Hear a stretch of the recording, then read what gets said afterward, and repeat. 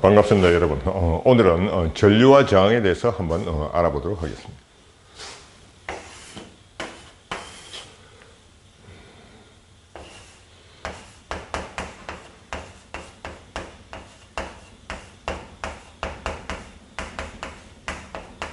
전류를 current,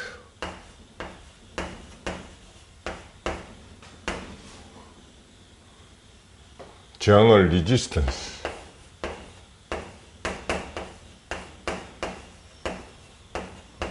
이렇게 우리가 이야기를 하고 있습니다. 그래서 전류가 이제 보면은 전류가 이제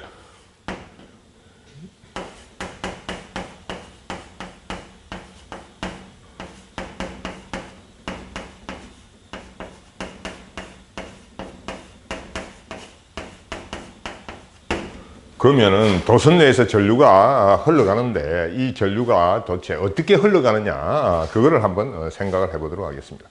자, 우리가 간단하게 이제 전류가 흘러가는 방법은 전자를 여기서 이제 압력을 높여서 도선이 이렇게 있다. 도선이 이렇게 있으면 압력을 높여서 전류를 흘려보내면 전류가 전자가 이렇게 가서 전류가 흐르느냐, 즉 그러니까 전자가 직접 처음부터 여기서 쭉 이렇게 가서 전류가 흐르느냐, 혹은 다른 방법으로는 우리가 금속 내에는 자유전자가 있다고 이야기를 했습니다. 다른 한 가지 옵션은 금속 내에는 자유전자가 있는데, 이 자유전자가 얼마만큼 있느냐면 몰당 6 곱하기 10의 23제곱이라는 몰당 어마어마한 자유전자가 금속 내에는 있단 말이죠. 그래서 이 자유전자가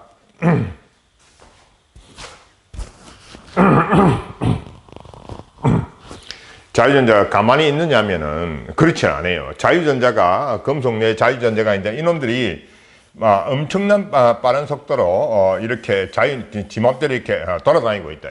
그래서 이 숫자가 엄청나게 많으니까 이 자유전자들이 각각의 자유전자들이 서로 부딪히면서 기존의 금속 내에 존재를 하게 됩니다. 그래서 외부에서 지금 이렇게 볼테이지를 높여서 에너지를 줘가지고 이렇게 전자를 투입을 하게 되면, 에너지 투입을 하게 되면 어떤 식으로 우리가 되느냐면은 서로 충돌하게 됩니다. 그래서 요렇게 쭉 이렇게 하고, 요걸 이제 전자의 속도라고 이야기를 하고, 그 다음에 요게 타우 이렇게 표시를 해서 시간으로 보게 되면 타우가 아니고 이렇게 L이라고, 길이 방향의 L이라고 생각하면 전자가 이렇게 충돌한다 이야.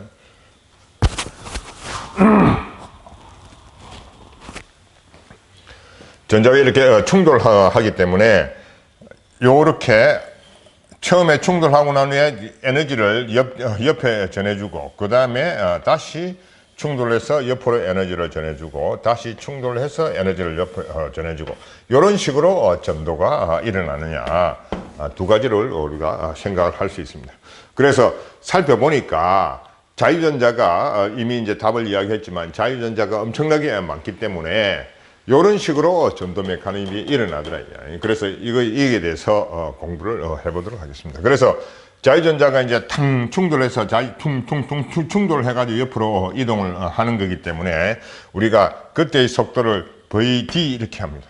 그래서 VD라고 이야기를 하면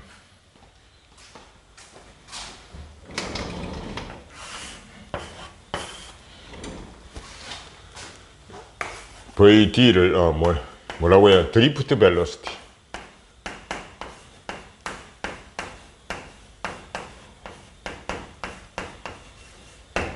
드리프트 벨로시티라 이렇게 이야기를 합니다. 그래서 탁 충돌해가지고 탕 이렇게 쭉 미끄러져 나가기 때문에 우리가 자동차에서처럼 드리프트 한다, 뭐 이런 식으로 전자가 드리프트 한다, 이런 표현으로 이야기를 할 수 있습니다.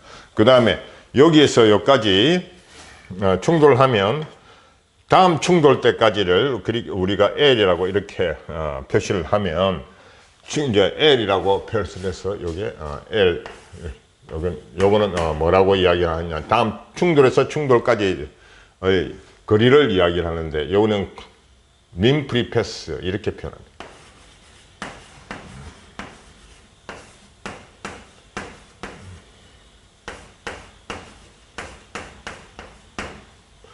평균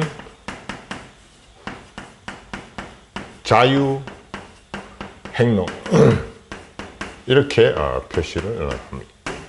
그래서 요게 이제 평균이 들어간 이유는, 여기에 어떤 놈은 좀 짧을 수도 있고 어떤 놈은 길 수 있는 거죠. 어머니의 수가 많다 보니까. 그 다음에 충돌하고 난 뒤에 다음 충돌하기까지 시간을 우리가 타우 이렇게 표시를 하면, 요거는 콜리전 타임.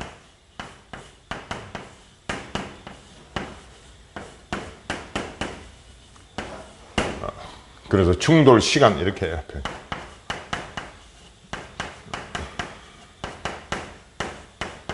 그래서 드리프트 벨로시티 VD를 표시를 해보면 타우분의 L 이렇게 표시를 할 수 있습니다.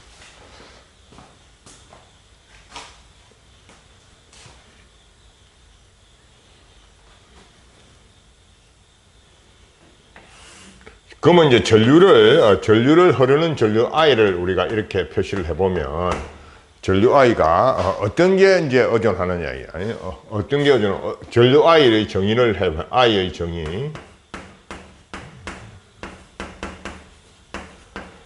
전류는 어떤 단면적 A를 통과한다. 여기 단면적 A라고 하면, 단면적 A를 통과하는 단면적 A를 단위 시간 동안에 얼마만큼 단면적 A를 단위 시간 동안에 전하가 많이 통과하느냐, 그거를 우리가 I라고 I라고 표시하면, 단면적 A를 통과하는 요게 델타 T 분의 델타 Q. 그래서 요게 써보면, 단면적 A를 통과하는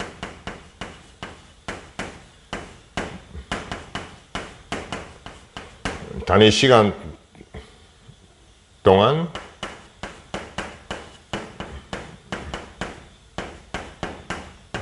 동안의 전하량 이렇게 표시할 수 있겠죠. 이렇게 우리가 표시를 할 수 있습니다.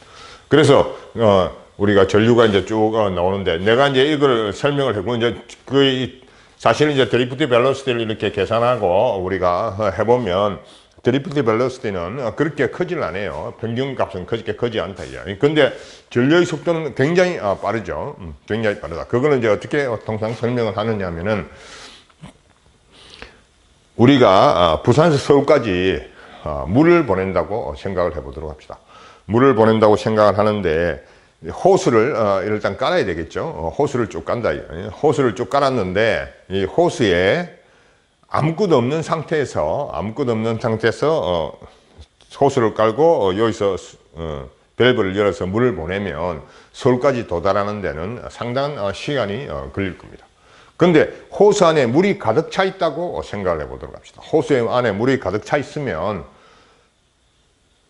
여기서 틀면 잠시 후에 서울에서 논다. 그래서 이게 이제 충돌에 의해서, 압력에 의해서 밀려가는 거기 때문에 우리가 전류도 굉장히 빠르다. 그렇게 이야기를 할 수 있습니다.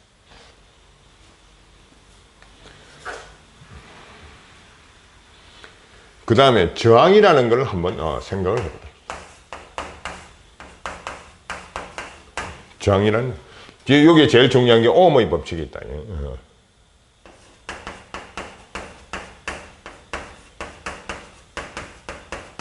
이제 OHM 이래가지고 통상적으로 이제 이렇게 씁니다. 오음의 법칙. 오음의 법칙은 실험식이에요. 전류를 놔두고 도선을 놔두고 거기에다가 델타 V를 걸어 보니까 저항이 생기더라, 이런 이야기죠. 그래서 델타 V 이꼴 IR 이렇게 우리가 표시를 할 수가 있습니다. 그래서 여기 R이라는 게 I분의 델타 V, 그렇게 이야기를 할 수 있습니다. 전류가 크면 이게 그래서 일반 도선에는 이게 모든 게 이제 ohm의 법칙이 이렇게 V equal IR 이렇게 적용이 되는데 ohm의 법칙이 적용되는 물질도 있고 적용되지 않는 물질도 있습니다. 일반적으로 요거는 이제 도선에 적용합니다. 금속으로 만들어진 도선에 적용이 되는 그런 법칙이다. 그 이야기를 할 수 있습니다. 그 다음에 이제 비저항이라는 게 있다. 비저항. 그래서 이걸 보게 되면 이거는 이제 도선을 어떻게 만드느냐. 그래서 도선에서 보면 요렇게 도선을 짧게 만들 수도 있고 그 다음에 도선을 엄청 이렇게 두껍게 만들어 줄 수가 있어요. 그러면 요거보다 요놈이 저항이 훨씬 적다 이거죠. 저항이 훨씬 적다. 그래서 이게는 디멘전에 따라서 달라지는 값이기 때문에 디멘전에 따라서 불변형 값을 우리가 알아야 됩니다. 불변형 값을. 그래서 우리가 비장의 로 이렇게 쓰는데 비장 로 값 이렇게 쓰는데 요거는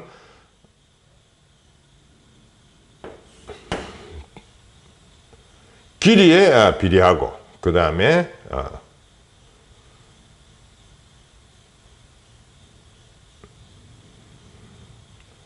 길이에 잠깐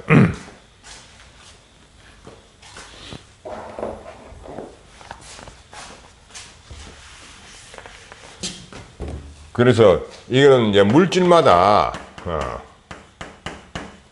디멘전에 관계없이 고유한 특성입니다.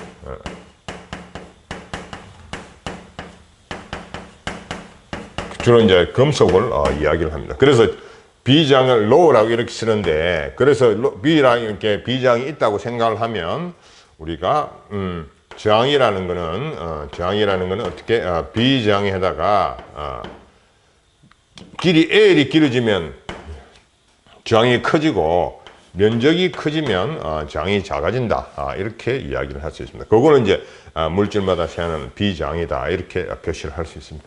그 다음에 전기전도도라는 게 있대요. 전기전도도. 물질마다 전기전도도라는 게 있는데 그걸 뭘 이야기하느냐 하면 전기전도도 시그마 이렇게 표시를 합니다. 시그마는 이게 물질 단위 최적당 저항이기 때문에 요걸 뒤집어주면 비저항을 뒤집어주면 전기 전도도가 되더라. 그 이야기를 할 수 있겠습니다.